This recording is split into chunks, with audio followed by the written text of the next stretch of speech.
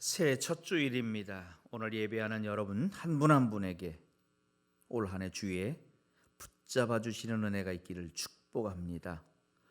인생을 마라톤에 비유합니다.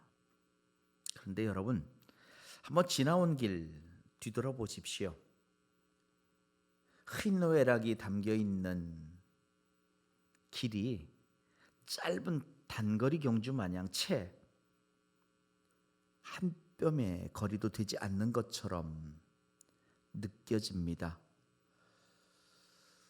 그러므로 여러분, 때로 살아가시면서 가끔 뒤돌아보실지라도 과거의 메인 삶이 아니기를 축복합니다. 유시와의 산문집 중에 새는 날아가면서 뒤돌아보지 않는다라는 책이 있습니다.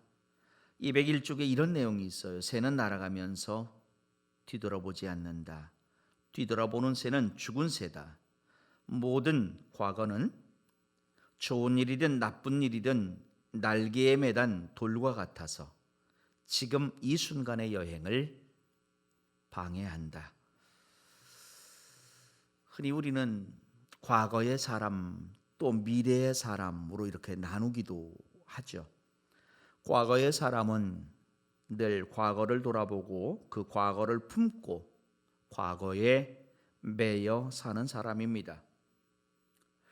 때로 과거를 교훈 삼는다는 점에서 분명 좋은 점이 있습니다. 그런데 과거를 돌아볼 때의 좋은 점보다는 나쁜 점이 더 많이 기억에 납니다.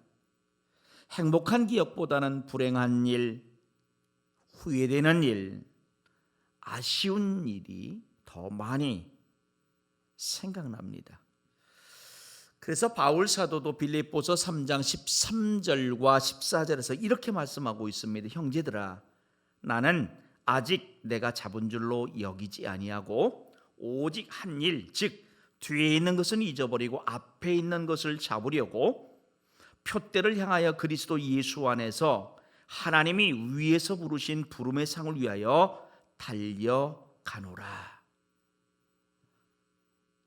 지나온 과거에 집착하지 않고 하나님이 그를 구원해 주신 목적을 성취하기 위해 나아간다고 고백합니다.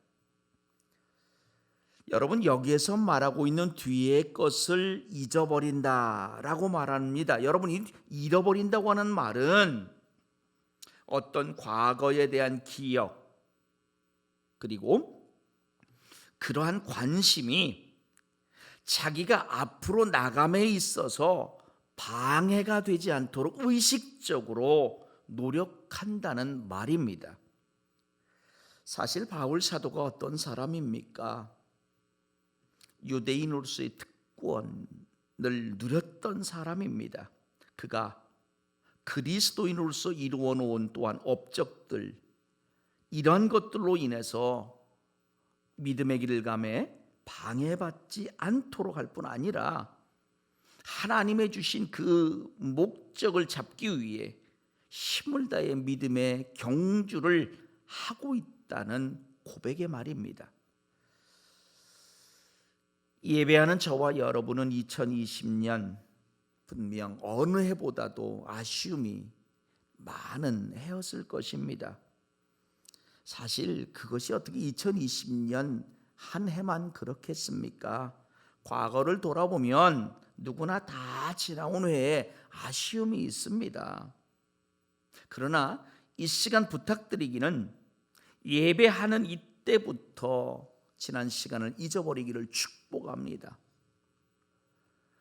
예수님도 누가복음 9장 62절에서 이렇게 말씀합니다. 손에 쟁기를 잡고 뒤를 돌아보는 자는 하나님 나라에 합당하지 아니하다고 말씀하세요. 손에 쟁기를 잡은 사람의 유일한 목적이 뭡니까? 손에 쟁기를 잡았다고 하는 것은 밭을 가는 자죠. 그렇다면 고랑을 내는 것입니다. 그리고 그 고랑은 반듯해야 합니다. 그런데 이 사람이 자기가 하는 그 일 외에 다른 일에 신경을 써서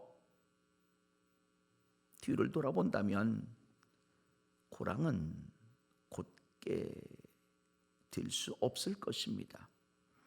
마찬가지로 예수님을 쫓는 사람의 유일하고 궁극적인 목적은 하나님 나라를 알리는 것입니다.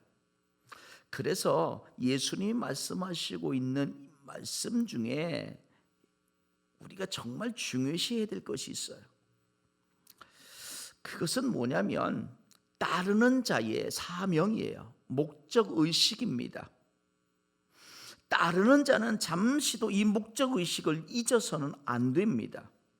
믿음의 사람은 과거를 돌아보고 과거에 붙들려 있는 사람이 아닙니다. 때로 과거에 실수가 있습니다. 과거에 아픔이 있습니다. 그렇다 할지라도 잊어버리고 오히려 그러한 실수, 아픔을 디딤돌 삼아서 앞으로 나아가는 사람입니다. 하나님은 이사야 선지자를 통해서도 이사야 43장 19절에서 그래서 이렇게 말씀하시고 있습니다. 너희는 이전 일을 기억하지 말며 옛날 일을 생각하지 말라. 보라, 내가 새 일을 행하리니 이제 나타낼 것이라. 왜 하나님은 과거의 일을 기억하지 말라고 하고 계십니까? 그것은 하나님이 미래에 행하실 그 일, 그것은 옛적에 행한 그 일과는 비교도 안 되는 새 일이기 때문입니다. 이사야 43장 19절에 있는 이 말씀의 내용은 메말라 죽어있는 상태에 생명의 물이 쏟아짐으로 그 생명이 다시 소생함을 가르쳐 주시는 말씀입니다. 이 말씀은 이스라엘 백성의 귀한 때에 광야와 사막을 안전하게 통과할 수 있도록 특별한 보호와 배려를 베풀어 주실 것을 약속하시는 말씀이에요. 더 나아가 이 말씀은 죄와 죽음으로부터 이 땅의 모든 사람을 해방시켜 주실 예수님의 사역을 암시하는 말씀이기도 합니다. 창세기 19장에 롯의 아내가 나옵니다. 왜 하나님은 이 사건을 기록하라고 하신 것입니까? 하나님은 뒤를 돌아본 롯의 아내를 소금 기둥으로 만들어 버리셨습니다. 이 사건을 통해 하나님은 이 땅의 사람들을 향하여 과거에 미련을 두고 사는 사람은 앞으로 나갈 수 없다는 것을 가르쳐 주시고 있습니다. 앞을 향해 가고 있는 사람이 뒤를 돌아다보는 것은 합당하지 않다는 가르침입니다.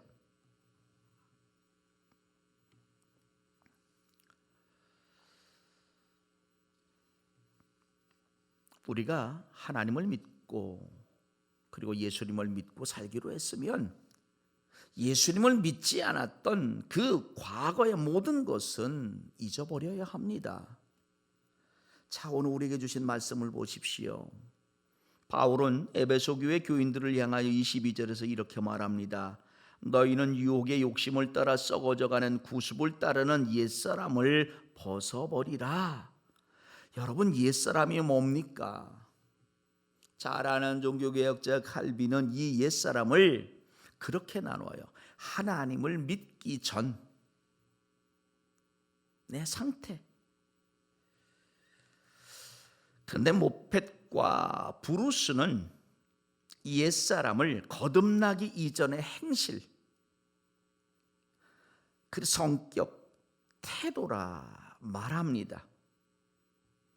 그러니까 22절에 있는 말씀은 사람은 본질적으로 육적인 본성이 있어서 그 본성으로 돌아가고 싶어 한다는 것을 의미한다는 거예요.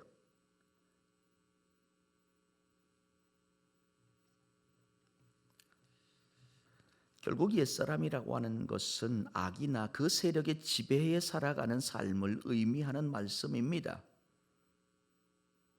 그 옛사람을 벗어버리라고 말하고 있습니다. 벗어버린다고 하는 말이 무엇입니까? 우리는 세리를 통해 옛 사람을 벗어버렸어요. 하나님을 믿음으로 옛 사람이 아닌 새 사람이 되었어요. 그러므로 벗어버리라고 하는 말은 세례를 계속해서 받으라는 말이 아니죠. 옛 사람을 네가 포기했으니 포기한 그 생활을 지속하라고 하는 권면인 것이에요.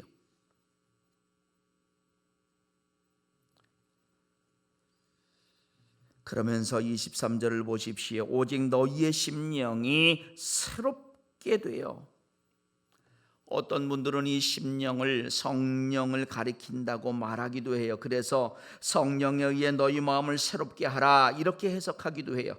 그런데 여러분 말씀을 가만히 들여다보십시오.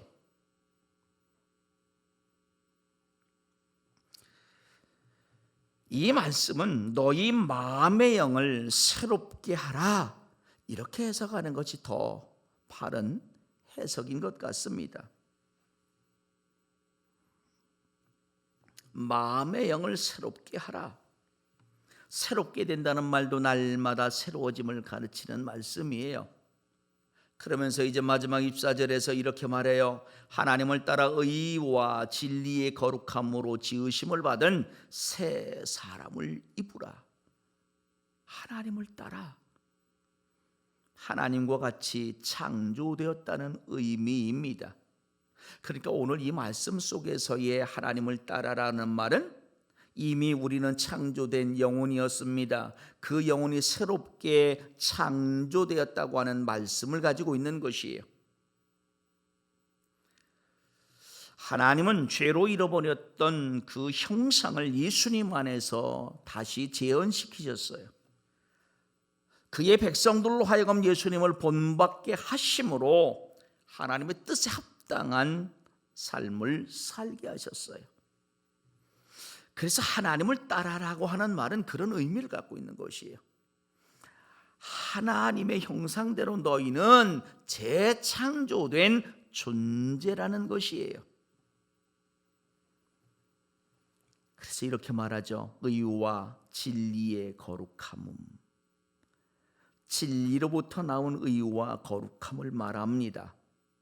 의는 글자 그대로 바르게 사는 것을 의미합니다. 거룩함은 하나님을 향한 시선에서 떨어지지 않는 것이죠. 성결한 삶을 의미합니다. 이 의와 거룩함은 진리로부터 비롯됩니다. 여기서 말하는 진리가 무엇입니까? 복음으로 또한 사도들에 의해서 가르치고 계신 바로 그 하나님의 실제를 말해요. 그러니까 잘 보십시오. 의와 진리의 거룩함. 이 말을 우리는 이렇게 해석할 수 있지 않겠습니까? 진리로부터 나온 의와 거룩함 안에서 너희는 하나님의 형상대로 재창조된 새 사람이라는 것이에요. 예수님도 누가복음 5장 38절에서 이렇게 말씀하십니다. 새 포도주는 새 부대에 넣어야 할 것이라. 생명 되신 예수님, 그리고 예수님의 말씀을 내가 받아들이기 위해서는 이미 굳어지고 낡아진 형식주의적인 신앙을 가지고는 안 된다는 것이죠. 신선한 새 부대, 더 쉽게 말하면 근본적으로 변화된 새로운 심령과 새로운 신앙의 형태가 있어야 된다는 것을 말씀하시고 있는 것이에요. 이제 저와 여러분이 2021년 새해를 출발했습니다. 로마서 1장 17절에서 복음에는 하나님의 의가 나타나 믿음으로 믿음에 이르게 하나니 기록된 바 오직 의인은 믿음으로 말미암아 살리라 함과 같다고 말씀합니다. 자, 여러분, 복음에 그리고 믿음으로 이게 무슨 말입니까? 이 말은요, 믿음을 통해서만 우리가 의로워질 수 있다는 역설적인 말이에요. 가르침이에요. 더 나아가 히브리서 11장 6절의 말씀을 보십시오. 믿음이 없이는 하나님을 기쁘시게 하지 못하나니 하나님께 나아가는 자는 반드시 그가 계신 것과 또한 그가 자기를 찾는 자들에게 상 주시는 이심을 믿어야 할지니라. 자, 믿음에 대한 정의를 이야기합니다. 하나님을 기쁘시게 하는 것은 믿음과 필연적인 관계를 가지고 있습니다. 결국 믿음이 없이는 하나님을 기쁘시게 할 수 없다는 것입니다. 그리고 오늘 히브리 기자는 믿음에 대해서 두 가지를 정의합니다. 무엇을 믿느냐는 것이, 그것은 그가 계신 것을 믿는 거예요.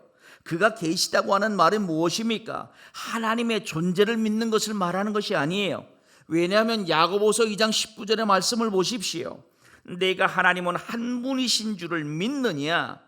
잘 하는돌다. 귀신들도 믿고 떠느니라. 하나님의 존재를 믿는 믿음은 사탄도 소유하고 있습니다. 그러므로 이 본문에서 말하고 있는 그가 계신 것이라고 하는 이 존재는 바로 하나님의 실존적인 존재를 말해요. 이 선지자들을 통해서 선포되어진 그 존재, 또한 예수님을 통해 이 땅에 드러난 그 하나님의 존재를 말하는 것이에요. 이게 믿음입니다. 오늘 저와 여러분에게 이러한 믿음이 있기를 축복합니다. 더 나아가 자기를 찾는 자들에게 상 주시는 이심을 믿으라고 합니다. 우리는 이 말씀을 그렇게 오해를 해요. 상 주시는 이라고 하니까 일반적인 그러한 무슨 우등상이라든지 최고 우수상 이러한 것을 생각해요. 그런데 여러분, 여기서 말하는 그 상 주신다는 말은 보상한다는 의미예요. 근데 이때 상은 뭐냐면요, 하나님을 아는 즐거움을 말합니다. 예수를 믿는 그리스도인들에게 있어서 최상의 기쁨은 바로 하나님에게 있기 때문이에요. 여러분, 시편 43편 4절의 말씀을 보십시오. 그런즉 내가 하나님의 제단에 나아가 나의 큰 기쁨의 하나님께 이르리이다. 하나님이여, 나의 하나님이여, 내가 수금으로 주를 찬양하리이다. 하나님을 기쁘시게 하는 자들, 하나님이 자신을 믿는 자들에게 보답하시는 공의로운 하나님임을 이야기하시는 말씀이죠. 오늘 저와 여러분에게 있어서 하나님을 아는 즐거움보다 더 큰 상이 없어요. 올 한 해 하나님이 선지자들을 통해서 우리에게 드러내 보이셨어요. 예수님을 통해서 우리에게 드러나 보이셨어요. 그리고 지금도 말씀을 통해서 우리에게 당신의 존재를 드러내 보이시고 있어요. 이것을 믿으시고 이 믿는 믿음을 통해 하나님을 아는 즐거움의 상을 받는 여러분이기를 축복합니다. 2021년 과거를 돌아보지 마십시오. 과거에 붙잡혀 살지 마십시오. 앞에 소망을 두고 나아가시는 여러분이기를 축복합니다. 하나님을 믿는 믿음으로 이기시는 한 해가 되기를 축복합니다. 그래서 저는 믿음을 앞서 보았던 그 유시와님의 새는 날아가면서 뒤돌아보지 않는다라고 하는 책 내용 중 한 곳을 읽고 마치겠습니다. 204쪽에 어느 뉴욕 서점 유리에 붙어있던 글귀를 이 유시와 씨가 적어가지고 당신의 책에다 써놓았습니다. 나무에 앉은 새는 가지가 부러질까 두려워하지 않는다. 새는 나무가 아니라 자신의 날개를 믿기 때문이다. 기도하겠습니다. 하나님, 하나님을 믿는 믿음으로 2021년을 출발합니다. 뒤돌아보지 않게 하시옵소서. 다시 시작하게 하시옵소서. 그 중심의 하나님 동행함을 믿게 하시옵소서. 감사하며 예수님의 이름으로 기도드리옵나이다. 아멘.